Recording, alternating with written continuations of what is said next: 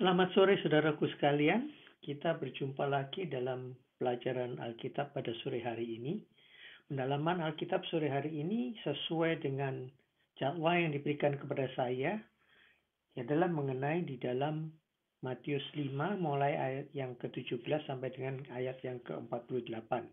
Intinya adalah Yesus dan hukum Taurat. Jadi temanya saya bikin Jesus and Torah seperti ada di dalam PowerPoint yang saya berikan berikut ini. Jesus and Torah ada Matius 5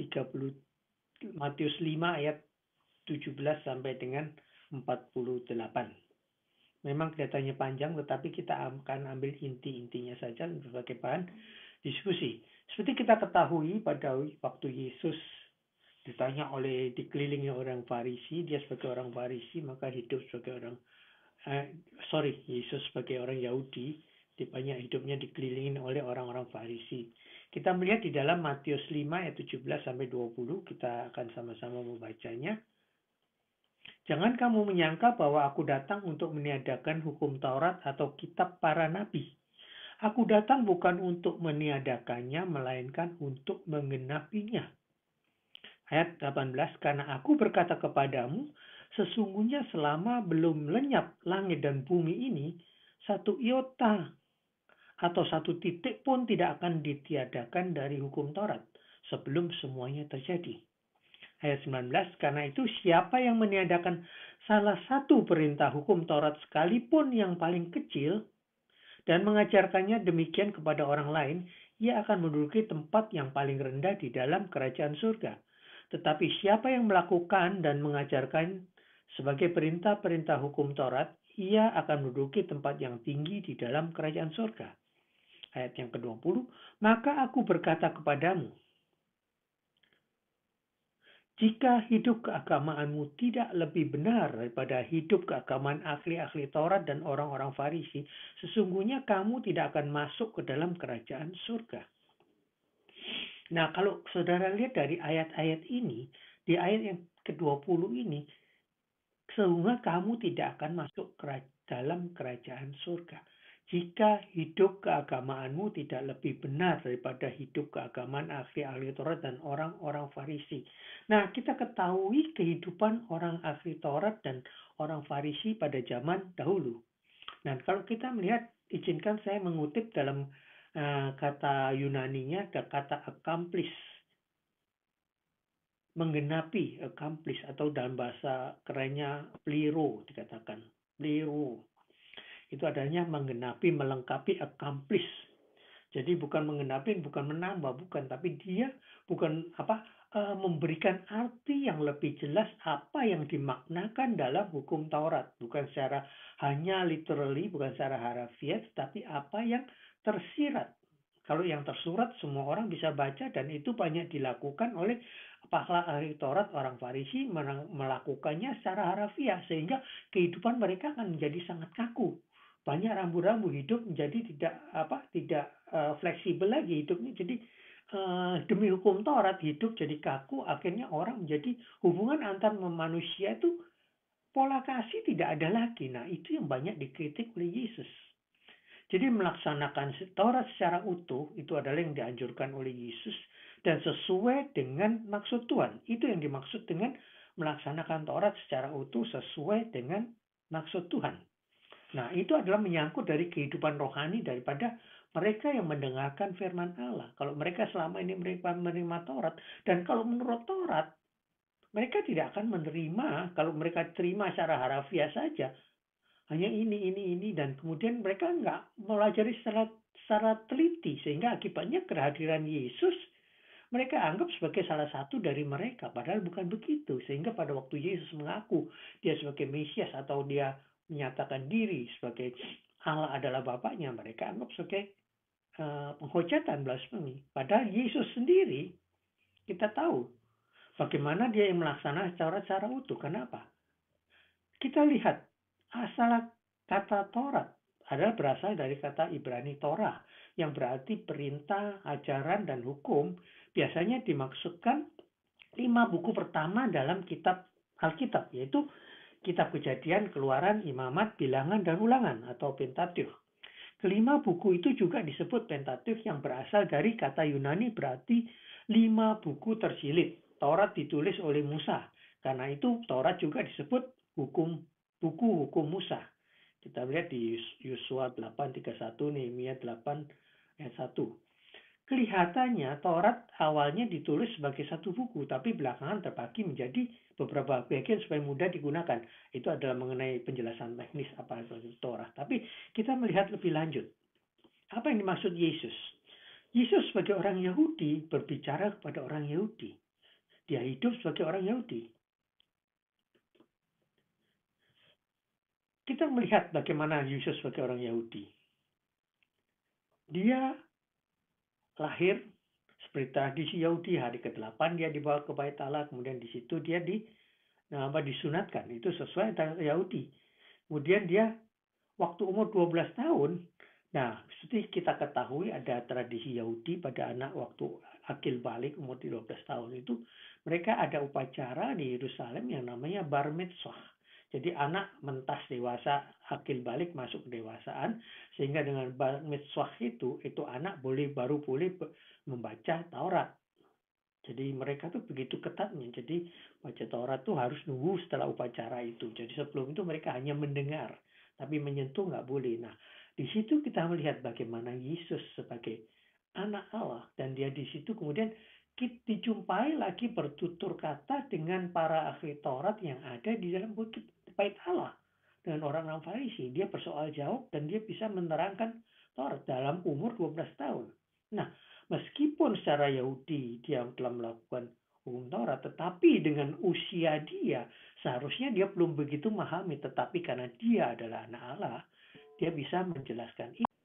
Nah, itu berbicara kepada orang Yahudi mengenai Taurat. Terus kemudian apa yang dilakukan oleh Yesus? Dia mengenapi dan mengajarkan dengan benar. Kenapa? Maksudnya mengajarkan dengan benar itu demikian, saudara.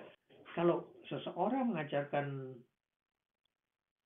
mengajarkan Alkitab dengan benar, mengajarkan Taurat dengan benar, itu bukan seperti cara orang Yahudi, tapi kalau kita melihat ada yang sesuai dengan komentar yang ditulis oleh David Friedman, ini salah seorang penulis komentar dalam terutama menyorotin mengenai Jewish Bible, karena ada Alkitab yang dalam bahasa Ibrani dan kita tahu bahwa itu banyak diterjemahkan ke dalam bahasa Inggris juga, tapi dari itu yang dipakai oleh orang Ibrani, orang Yahudi, yaitu Alkitab bahasa Ibrani yang susunan di perjanjian lamanya lain dengan kita, tetapi komplit ayat-ayatnya itu. Dan di situ David Friedman ini memberikan penjelasan.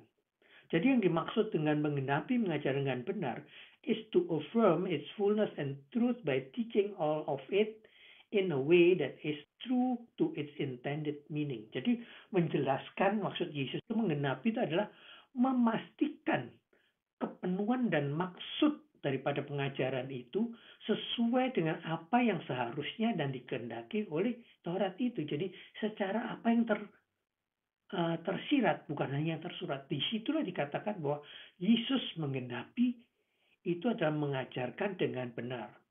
Bahkan dia dikatakan kenapa hanya menggenapi, bukan hanya mengajar dengan benar. Bahkan dia sebagai, kalau kita mengerti dalam kitab perjanjian lama, kitab nabi-nabi di mana Yesus dinubuatkan di dalam Yesaya, dan dia menggenapi dengan kehidupannya sendiri dan kematiannya sendiri dan kebangkitannya. Nah, di sini menggenapi bukan hanya pengajaran, tapi dia menggenapi dengan tindakan penyelamatan itu tadi. Nah, itu yang dimaksudkan. Terus kemudian kita melihat penjelasan lebih lanjut dalam melaksanakan Taurat. Penegasan perintah ke-6. Kalau sudah kita lihat di ayat yang ke-21. Dikatakan, kamu telah mendengar yang difirmankan kepada nenek moyang kita. Jangan membunuh. Siapa yang membunuh harus dihukum. Nah, kita lihat di kitab Keluaran 20 ayat 13, yaitu dalam 10 perintah Allah pada waktu diturunkan kepada Musa. Kemudian di kitab Ulangan juga diulang lagi di dalam Ulangan 5 ayat 17. Di situ katakan jangan membunuh. Cuma jangan membunuh. Tapi kemudian ada elaborasi tersebut, penjelasan lebih lanjut, orang yang membunuh harus siapa. Kan kemudian ada ungkapan mata ganti mata, nyawa ganti nyawa kan gitu. Itu ada di dalam kitab Keluaran. Tapi kemudian kalau itu diambil, maka itu kelihatannya seperti kehidupan yang barbarik sekali. Tapi kemudian harus dihukum. Tapi bukan, kita nanti akan lihat lebih lanjut apa yang dimaksud dengan mata ganti mata. Nah itu maksudnya ada suatu hukuman yang harus dilaksanakan. Di jangan membunuh pun itu ada hukumannya, ada aturannya. Seperti kita ketahui dalam kitab Alkitab kita, ada hukum-hukum yang dipakai oleh orang Yahudi. Yang jelas yang pertama sebagai umbrella dasarnya adalah 10 hukum 10 perintah Allah itu. Kemudian dielaborasi lagi. Kalau kita mengenal dalam kehidupan kita sehari-hari, kita kenal di dalam hukum yang ada di suatu negara, kan kita mempunyai undang-undang dasar. Di dalam undang-undang dasar kemudian dimanifestasikan dulu dalam bentuk hukum-hukum. Nah, seperti kita ketahui, hukum yang kita kenal di negara kita ada 3 jenis hukum, dan itu diambilnya dari zamannya Napoleon waktu menguasai Belanda, yang menggaji negara Republik Batavs itu Belanda waktu dijajah Napoleon, dan kemudian code dari Napoleon 3 code itu dibawa ke Indonesia, yaitu hukum pidana, perdata, dan hukum dagang. Code penal, code civil, and code de commerce itu dikatakan. Nah itu diambil. Nah kalau kita lihat sekarang dalam hukum perdata yang kita kenal ya, seperti kita katakan dengan BW atau Berkeley's Red Book, itu ada 4 buku. Yang buku pertama mengenai manusia, mengenai orang, kedua mengenai barang, ketiga mengenai perikatan, dan keempat mengenai pembuktian daluarsa. Itu adalah mengenai hukum yang ada di negara kita. Dan kemudian itu kalau kita lihat lebih lanjut, di situ ada juga hukum-hukuman, juga ada hukum pidana. Nah, di dalam kitab Taurat, hukum-hukum yang ada di dalam kitab Musa itu tadi, itu diatur, saudara, di mana hak waris. Nah, di situ kemudian kalau perintah ke-6 itu ada, itu kemudian diterjemahkan dalam kitab hukum pidana. Gimana? Nah, itu ada. Kita yang ketahui, karena background saya bukan dari hukum pidana, tapi saya lebih banyak ke perdata kan begitu. Nah, itu yang terjadi, saudara. Nah, kita melihat bagaimana penegasan jangan membunuh, elaborasi dari perintah ke-6 tersebut diuraikan lebih lengkap di dalam ayat 22 sampai 26. Yang intinya adalah apa? Membahas mengenai kemarahan, terus kedua kebencian dan ujaran kebencian. Dan yang ketiga mengenai kadar ibadah kita. Kenapa? Karena mungkin kita tidak membunuh secara jasmani. Kenapa ditarik? Tapi dalam kemarahan seseorang seringkali kemudian menimbulkan hal tindakan yang mungkin tidak membunuh secara jasmani, tapi kemungkinan membunuh apa? Membunuh orang punya ide, membunuh orang punya emosi, membunuh orang punya perasaan. Nah, itu yang terjadi. Kemudian kebencian dan ujaran kebencian termasuk hal yang harus dijauhi juga, karena ini menyebabkan orang, kalau orang dibenci, ujaran kebencian, orang dimakan menimbulkan sakit hati. Sakit hati kemudian orang menjadi apa? Tawar hati. Kemudian tawar hati menjadi orang menjadi apa? Menjadi dia punya kehendak mempunyai ide-ide orang itu tadi menjadi apa? Menjadi mati. Inisiatifnya akan terganggu kan begitu. Itu adalah suatu elaborasi lebih lanjut mengenai hukum ke-6 itu tadi. Nah, itu mempengaruhi kadar ibadah seseorang. Kenapa? Kalau kita melakukan hal kemarahan dan kebencian, itu menunjukkan berapa tinggi, berapa nilai kadar ibadah kita di hadapan Tuhan kan gitu. Nah, penegasan lebih lanjut kita melihat di dalam dari ajaran Yesus tersebut kemudian terpenegas lagi oleh para rasul dalam suratnya, antara lain di dalam Kolose 3 ayat 8. Nah ini dikatakan, tetapi sekarang buanglah semuanya itu, yaitu marah, kejam, kejahatan, fitnah, dan kata-kata kotor yang keluar daripada mulutmu. Nah itu adalah suatu perluasan atau penegasan lagi bahwa ini loh yang orang membunuh, tapi kadang-kadang membunuh karakter seseorang, dan dengan fitnah, kata-kata kotor juga menyebabkan hal yang tidak dikehendaki sesuai firman Allah. Di dalam Yakub 1 ayat 20 dikatakan, sebab amarah manusia tidak mengerjakan kebenaran di hadapan Allah. Nah, orang yang marah itu berarti bersalah di hadapan Allah. Nah, di dalam 2 Timotius 3 ayat 3 dikatakan, tidak tahu mengasihi, tidak mau berdamai, suka menjelekkan orang dan tidak dapat mengekang diri, garang dan tidak suka yang baik.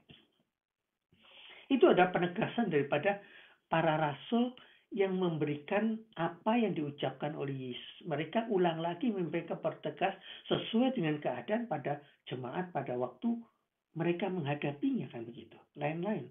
Tetapi mereka menerangkan dan intinya adalah ini loh, yang namanya perintah ke-6 itu bukan hanya sekedar pembunuhan secara harafiah, secara jasmani, tapi membunuh ide, membunuh perasaan yang menyebabkan kemudian kadar seseorang, kehidupan seseorang, orang yang melakukan itu, kadar hidup ibadahnya itu jelas kelihatan bahwa itu tidak disukai. Tidak mengerjakan kebenaran. Tidak mengerjakan kebenaran yang benar berarti bersalah di hadapan Allah. Kita melihat lebih lanjut. Dalam ayat yang ke-27 dikatakan, kamu telah mendengar, jangan. Ini adalah penegasan daripada perintah ke-7. Nah, elaborasi dari perintah ke-7 tersebut dapat diuraikan menjadi lengkap dalam ayat 28 sampai 30. Di situ jelas. Nah, kalau kita melihat penjelasan dalam ayat 28 sampai 30, kita bisa menarik kesimpulan bahwa zina dan implikasinya itu sangat parah. Kenapa? Dengan orang berzina dan implikasinya itu banyak hal terjadi. Karena dengan orang melakukan selingkuh istilahnya, itu adalah zina. Tapi orang sekarang dengan enaknya mengatakan, selingkuh hal yang biasa. Selingan indah keluarga utuh, katanya begitu. Ya kalau nggak ketahuan, kalau ketahuan. Kalau nggak ketahuan dosanya disimpan sendiri. Tetapi itu jelas. Suatu hal yang merusak kehidupan rohani seseorang. Implikasinya apa, saudara?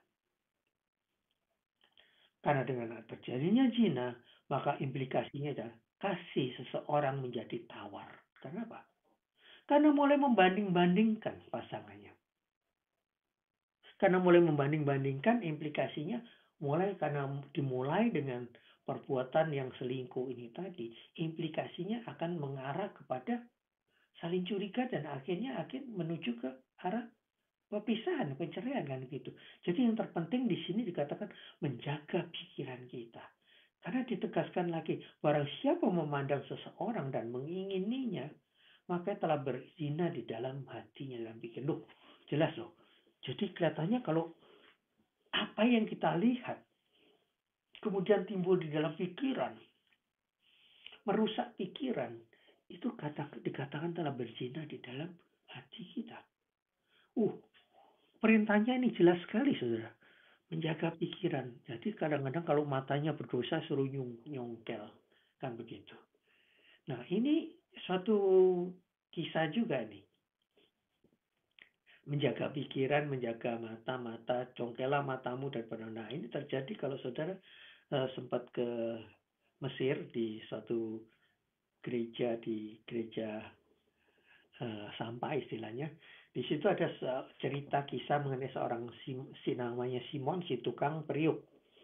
Pada suatu hari dia melihat seorang wanita, karena dia begitu patuhnya menerima firman itu secara harafiah, dia melihat seorang wanita tersingkap kainnya dan terlihat betisnya. Baru kelihatan betis, dia udah merasa berdosa. Dia congkel lah, dia punya mata. Nah, secara harafiah dia lakukan itu. Dia ingin menjaga pikirannya, tapi dia melaksanakan secara harafiah. Nah, itu adalah yang diikuti orang itu sehingga akhirnya menjadi suatu kisah, menurut cerita, dan ini terjadi, saudara. Nah, apakah demikian? Tetapi menjaga pikiran dari menjaga mata. Akhirnya kalau mata melihat, jangan sampai pikiran kita ikut terganggu. Nah, itu perlu penyalipan atau perlu sehat. Jangan diladenin lah itu. Itu ada penegasan Yesus yang mengatakan hati-hati dengan pikiranmu, hati-hati dengan apa yang kau lihat. Terus ini pelanggaran yang dianggap sangat serius karena arahnya akan jelas. Selain merusakkan diri pribadi sendiri, merusakkan hati, merusakkan pasangannya juga, berapa rumah tangga yang akan rusak gara-gara zina ini. Pasangan selingkuhnya akan rusak keluarganya. Pasangan dari yang diajak selingkuh juga rusak. Nah, saudara, empat manusia, empat pihak yang telah disakiti. Itu udah jadi, saudara. Jadi itu karena itu Yesus melihat ini dan dijelaskan dengan sangat detail.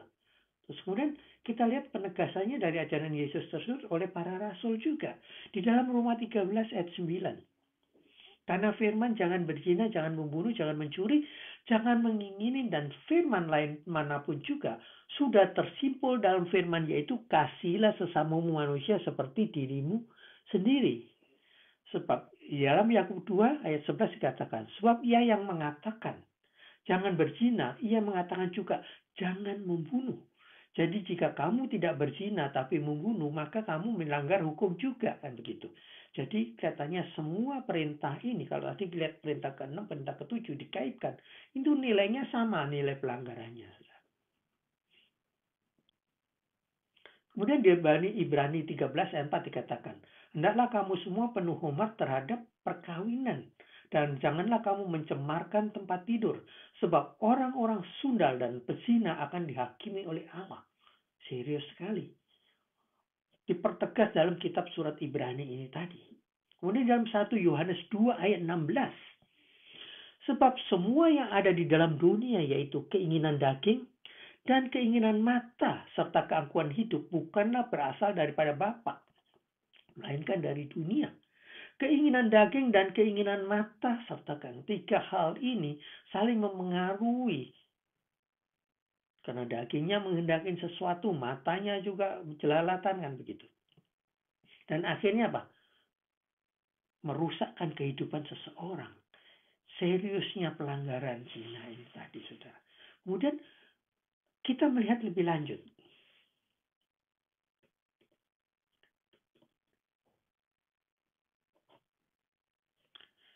Apa yang disebut dengan perceraian? Dari perintah yang ke-7 tadi ditarik lagi. Karena zina tadi kemudian arahnya kepada perceraian. Perceraian adalah masalah kesetiaan dan pengembangan perintah yang ke-7. Kita lihat di dalam ayatnya yang ke-31 dan 32. Telah difirmankan juga, siapa yang menceraikan istrinya harus memberikan surat cerai kepadanya. Tetapi aku berkata kepadamu, setiap orang yang menceraikan istrinya kecuali karena zina, ia menjadikan istrinya berzina. Dan siapa yang kawin dengan perempuan yang diceraikan, ia berbuat zina. Itu ada di dalam Maleakhi 2 ayat 14 ayat 16 sampai 16. Nah, kita lihat. Ini adalah masalah yang pertama adalah memberikan surat cerai adalah masalah legalisasi. Kenapa, saudara? Karena siapa yang menceraikan nggak boleh hanya berpisah, tapi surat cerai harus ada surat cerainya lah. Legalisasi ini kadang-kadang karena legalisasi ini orang merasa legal untuk sah saja melakukan perceraian, tetapi yang dimaksudkan dengan legalisasi ini adalah sebagai konsekuensi daripada perceraian. Kalau orang kemudian itu adalah cerai, adalah buntut daripada perzinahan tadi, ketahuan kemudian bercerai. Tapi seringkali sekarang kalau kita lihat keadaan di dunia sekarang ini, istilahnya orang cerai kayak enak-enak aja gitu. Jadi yang namanya lembaga pernikahan itu mereka memandang rendah. Kalau udah bosan sekarang bukan hanya karena orang diizinkan cerai hanya karena zina, kan begitu. Tetapi kalau sekarang hanya karena bosan sama pasangannya. Karena apa? Karena kawinnya juga asal-asalan aja. Asal ketemu, asal aja coba-coba kan. Masalah kehidupan pernikahan bukan masalah hidup coba-coba. Bukan. Karena itu kontrak seumur hidup. Nah, tapi orang sekarang nganggap surat nikah itu dianggap seperti perjanjian dengan masa tertentu. Kalau dianggap itu perjanjian, kalau surat nikah bukanlah perjanjian. Itu ada ikatan sehidup semati seharusnya. Tapi kita menganggap surat nikah adalah seperti kontrak. Kalau kontrak, saya lihat suatu kontrak harus ada jangka waktu. Bisa diakhirikan demikian. Surat nikah adalah bukan kontrak. Tetapi ikrar, bukti ikrar seumur hidup. Itu yang maksudnya. Tetapi kemudian karena ketegaran hatimu, Yesus bilang, Musa mengizinkan orang memberikan surat cerai, kan begitu. Kan nggak bisa diatur. Dari zaman dulunya begitu, saudara. ternyata kehidupan Israel itu juga nggak amburadul juga begitu. Karena itu kemudian keluar peraturan-peraturan dan kemudian dipertegas lagi. Konsekuensi dari perceraian apa, Saudara? Saudara perhatikan konsekuensi dari perceraian. Kalau belum punya keturunan nggak apa-apa. Kalau punya keturunan, nah ini pusing. Timbul masalah. Siapa mempunyai hak pengasuhan atas anak? Nah, kemudian setelah cerai, kemudian apa? Berapa keluarga disakitin? Nah, kesakitan, luka di hati anak-anak itu yang kadang-kadang tidak terobati yang menimbulkan trauma. Itu konsekuensinya. Nah, Yesus jauh-jauh hari udah ngasih rambu-rambu ini loh. Makanya kalau menikah jangan sembarangan kan gitu. Buka mata lebar-lebar kalau mama saya bilang. Sebelum menikah buka mata lebar-lebar, setelah menikah tutup mata rapat-rapat kan gitu. Untuk jadi sebelum menikah lebar-lebar apa? Jangan sembarangan, benar-benar sesuai. Nah, kalau anak-anak Tuhan harus mempunyai pasangan yang sepadan, seiman. Nah, konsekuensi daripada ketidakhati-hatian dalam memilih pasangan adalah perceraian. Dan kemudian dengan perceraian konsekuensinya juga berat. Ditanggung seumur hidup, saudara. Trauma yang ada dalam anak-anak karena perceraian itu rasanya tidak akan bisa hilang. Sehingga akibatnya itu anak ada yang kemudian takut menikah karena takut gagal kan gitu. Macam-macam, saudara. Itu masalah kesetiaan. Kemudian kita melihat lagi elaborasi lebih lanjut. Di dalam Matius 19 ayat 8 dikatakan, kata Yesus kepada mereka, karena ketegaran hatimu Musa mengizinkan kamu menceraikan istrimu, tetapi sejak mula tidaklah demikian. Kemudian dalam Markus 10 ayat 9 adalah itu adalah sama dengan Matius 19 ayat yang ke-6. Karena itu apa yang telah dipersatukan Allah tidak boleh diceraikan oleh manusia. Karena Allah membenci perceraian. Jelas, orang yang bercerai dibenci Allah. Mudah-mudahan kita tidak ada yang mengarah ke situ. Tapi perlu ini dipertegaskan apa? Yesus berbicara khusus sudah berapa ayat di dalam ini. Dari mulai perzinahan sampai perceraian. Itu berapa ayat porsinya. Daripada pembunuhan tadi cuma berapa ayat. Tapi di sini kita melihat betapa seriusnya pelanggaran yang terjadi karena perzinahan itu tadi yang mengarah pada perceraian dan konsekuensinya begitu berat. Karena itu diberikan rambu-rambu. Karena itu hidup harus hati-hati.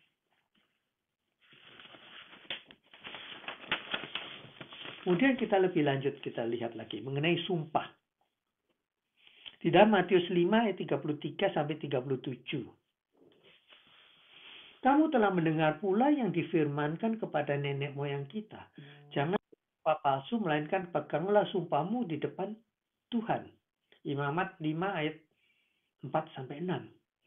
Tetapi aku berkata kepadamu, janganlah sekali-kali bersumpah baik demi langit, karena langit adalah tahta Allah, maupun demi bumi, karena bumi adalah tumpuan kakinya, ataupun demi Yerusalem, karena Yerusalem adalah kota raja besar.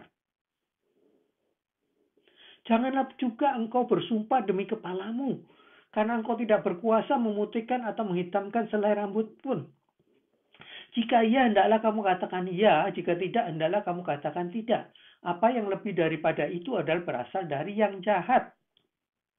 Nah, ini mengenai sumpah. Ini juga masalah integritas. Masalah sumpah. Kalau kita bersumpah untuk menegaskan apa yang menjadi keyakinan kita. Tetapi kita tidak boleh bersumpah. Jangan sekali-kali bersumpah.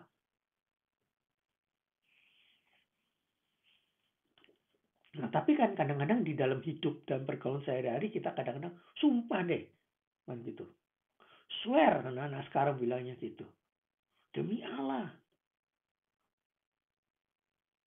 Tapi hal yang jelas. Makanya kalau kita sebagai orang Kristen, kalau kita masuk ke pengadilan harus diambil sumpahnya sebagai saksi. Itu ada formula khusus untuk orang Kristen. Dan itu hakim tahu. Tanya, saudara agamanya apa? Oke. Kalau saudara agamanya Kristen, ikutin. Saya berjanji. Demi Allah, demi Tuhan saya berjanji bahwa saya akan mengatakan apa yang benar, semua yang benar dan tidak ada sesuatu yang tidak benar, dan semuanya itu harus yang benar. Dan kiranya Tuhan menolong saya. Itu kan diambil dari formulasi yang ada di dalam pengadilan di negara barat. Kan dikatakan, nothing but the truth, so help me God. Kiranya Tuhan menolong saya. Nah, itu adalah bentuk sumpah yang artinya diperlunak, berjanji mengatakan yang benar.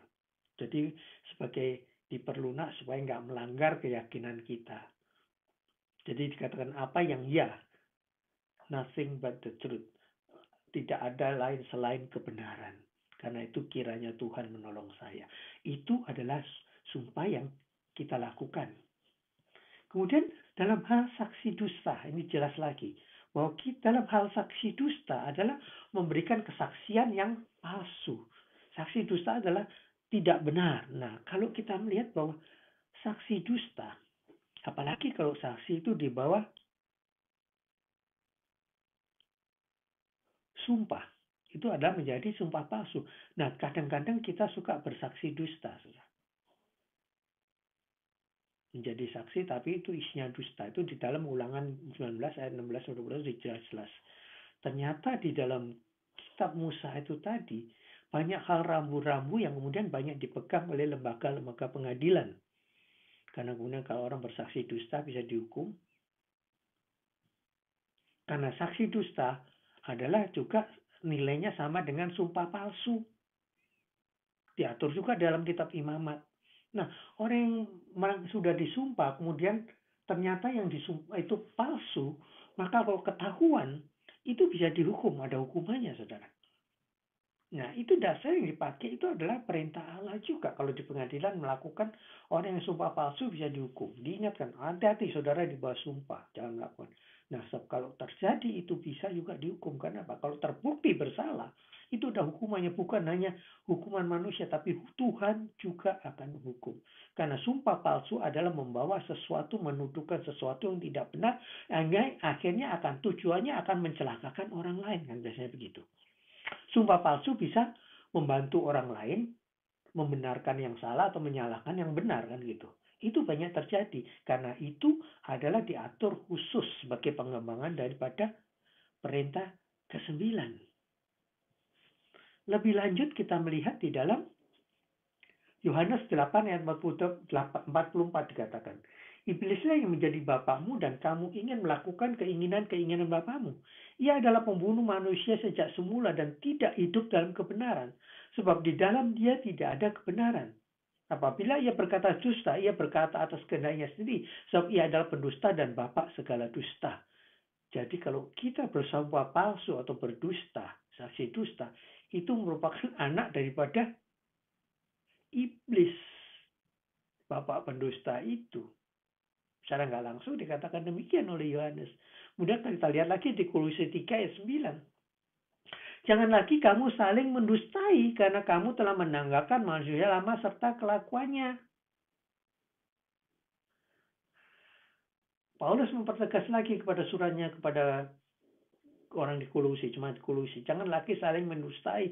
Kalau berarti saya dulu orang Kolose saling bohong, suka nipu satu sama lain. Karena itu kamu telah menanggalkan manusia lama. Nah, mereka yang meninggalkan kebiasaan lama, mereka yang sudah bertobat, menerima Kristus, harus menerima Taurat dan ajaran Kristus secara utuh, termasuk tidak saling mendusta. Yang dulu sudah dikubur, tapi sekarang harus tidak tanggalkan. Itu maksud daripada surat Paulus. Itu penegasan dari apa yang Yesus katakan di dalam Yakub 5 ayat 12.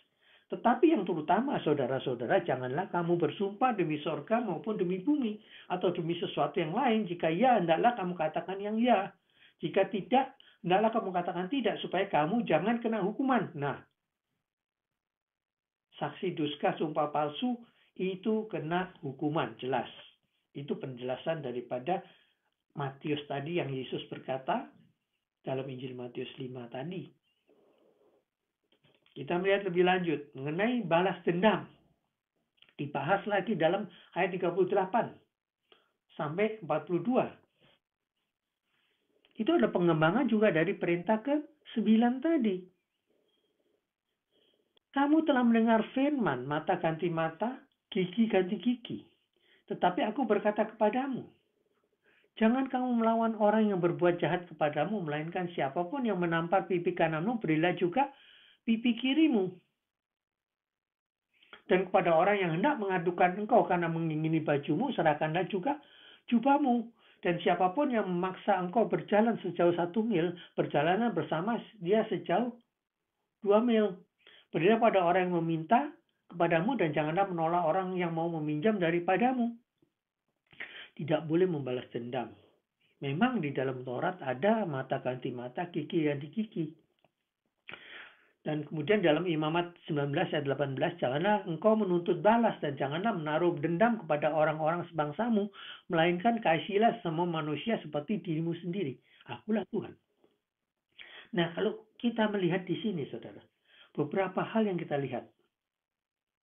Yang pertama adalah melepaskan hak atas balas dendam dengan 2, penegasan hukum kasih. Kenapa? Melepaskan hak atas balas dendam. Karena gini, kalau kita melihat di dalam hukum Taurat, mata ganti mata, gigi ganti gigi, bukan berarti kalau orang tidak sengaja membuat mata orang seseorang menjadi buta, bukan berarti kita balas dicongkel mata itu, bukan. Itu barbarik sekali. Nah, kalau kita melihat kenapa kemudian kata ini dikatakan, karena itu terpengaruh oleh kode dari zaman Hammurabi. Itu ada kode yang sifatnya barbarik sekali. Kalau orang memotong tangan orang dibalas kan gitu. Itu jadi, tapi maksud penegasan daripada hukum ini maksudnya apa? Kalau kemudian dipertegas lagi, kalau siapa yang secara nggak sengaja menimbulkan kecelakaan buat orang lain sehingga matanya jadi buta. Nah, itu ada nilai tebusannya. Tapi berarti mata orang itu dicongkel, bukan. Memang itu suatu ungkapan untuk menunjukkan adanya keseimbangan dalam keadilan. Tapi keseimbangan keadilan bukan setara dengan mata, tapi yang setara. Bukan yang secara harafiah, secara material sama. Tetapi bisa digantikan dengan yang setara, yaitu dengan denda atau hukuman yang lain. Itu maksudnya, jadi ada nilai keadilan terhadap seseorang yang mencelakakan orang lain.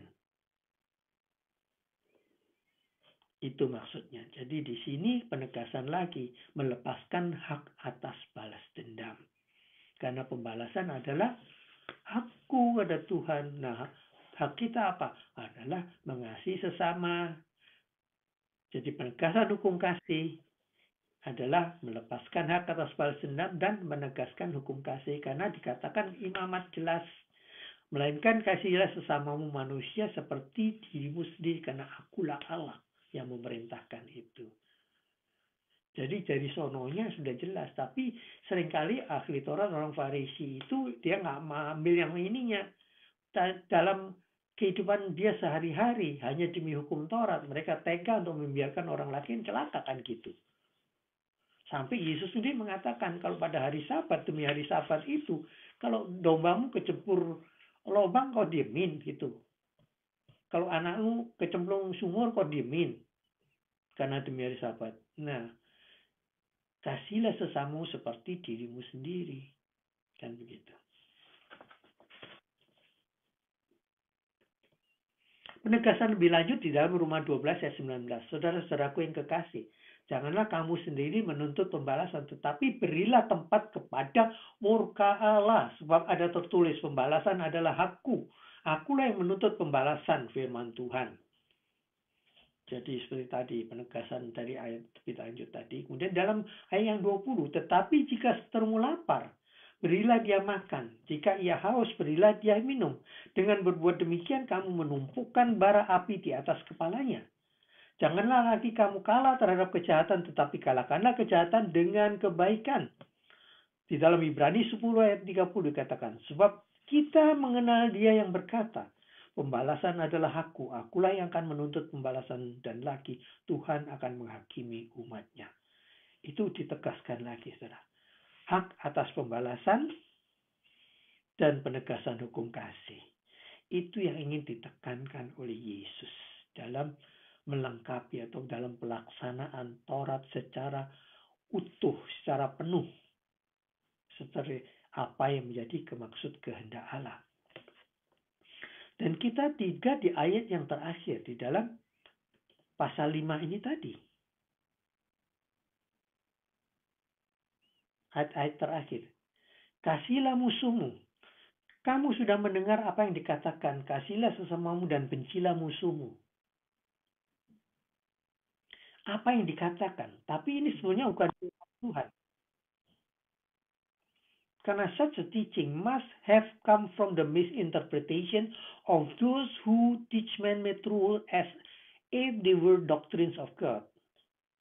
Tidak ada dikatakan seolah-olah pengajaran ini datangnya karena misinterpretasi, kesalahan interpretasi, kesalahan pengertian yang mengatakan bahwa ini adalah ajaran dari manusia yang yang diajarkan seolah-olah itu adalah doktrin daripada Tuhan. Kenapa? Karena tidak ada di dalam tanah yang mengajarkan kalau engkau harus membenci musuhmu. Tidak ada. Ini lagi-lagi tulisan daripada David Friedman.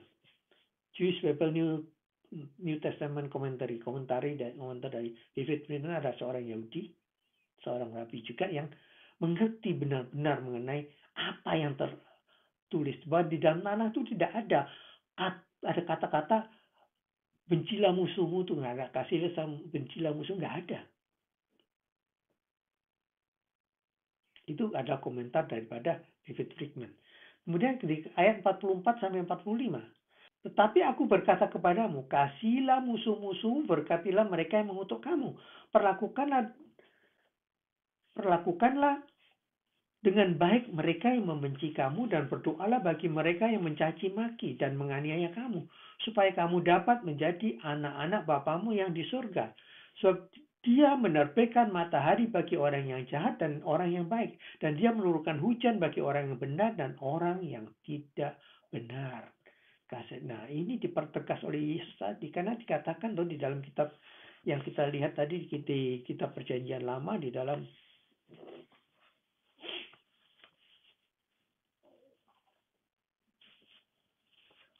kitab Ulangan tadi yang dikatakan bahwa kasihlah sesama manusia seperti dirimu sendiri. Nah, kita melihat dengan jelas, saudara, beberapa hal yang menjadi penegasan yang kemudian seringkali menjadi sandungan karena banyak hal-hal yang di dalam pengajaran-pengajaran itu yang mengganggu kehidupan seseorang. Hanya karena melihat pengajaran itu hanya secara kasat mata, hanya secara harafiah. Tetapi dengan mengasihi musuhnya, itulah inti daripada pengajaran yang Yesus katakan tadi, dari elaborasi daripada Taurat itu tadi. Jadi kalau Taurat secara utuh diterima, tapi juga harus secara utuh bahwa di situ ada kasihlah sesamamu manusia seperti dirimu sendiri. Itu hubungan antar manusia. Yesus tidak membahas 4 hukum pertama yang itu diarahkan kepada Allah, tapi dimulai ke 6, yaitu hubungan antar sesama, yaitu kasihilah sesamamu manusia, termasuk mengasihi musuhmu, kan gitu.